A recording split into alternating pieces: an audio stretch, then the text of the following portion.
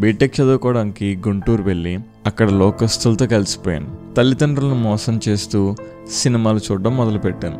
దేవుడు నాకు keyboard play చేసే తలాంతునిస్తే ఆ తలాంతును కాలేజ్ ఫంక్షన్స్లో సినిమా సాంగ్స్కి వాడాను. క్రేజ్ సంపాదించుకున్నాను. అలా సినిమా వాళ్ళు పరిచయం అయ్యారు. జాబ్ కోసం హైదరాబాద్ వెళ్ళాను. అక్కడ ఒక సినిమాకి మ్యూజిక్ డైరెక్షన్ చేయడానికి ఛాన్స్ వచ్చింది.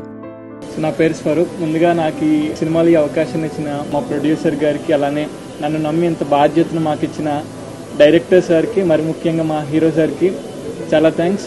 నేను క్రిస్టియన్ అని మర్చిపోయాను. నా పేరెంట్స్కి తెలిస్తే ఏమంటారో ఏమవుతారని కూడా ఆలోచించలేదు. డబ్బు కోసం, పేరు కోసం మూవీస్కి పనిచేశాను.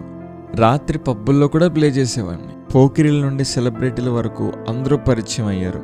దైవ భయం లేకుండా అలా సాగిపోతుండగా ఒకరోజు మా టీంతో కలిసి హైవేలో 140 స్పీడ్లో నేను డ్రైవ్ చేస్తూ లారీని ఓవర్టేక్ చేస్తుండగా యాక్సిడెంట్ అయ్యి కార్ 4 పిల్టీలు కొట్టేసింది.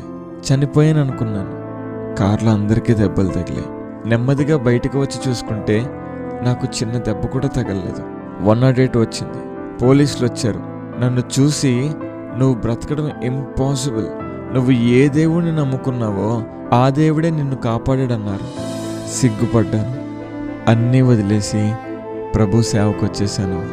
దేవుడు వాడుకుంటున్నాడు. సాక్ష్యం వినేశాక ఆ డైరీ చూడమని పదే పదే ప్రేరేపణ వచ్చింది. చూస్తే అన్నీ కనెక్ట్ అవుతున్నాయి.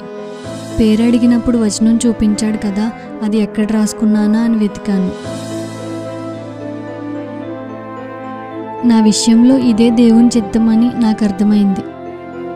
ప్రభువా, నువ్వే దీన్ని ముందుకు తీసుకువెళ్ళాలి అని ప్రేయర్ చేశాను.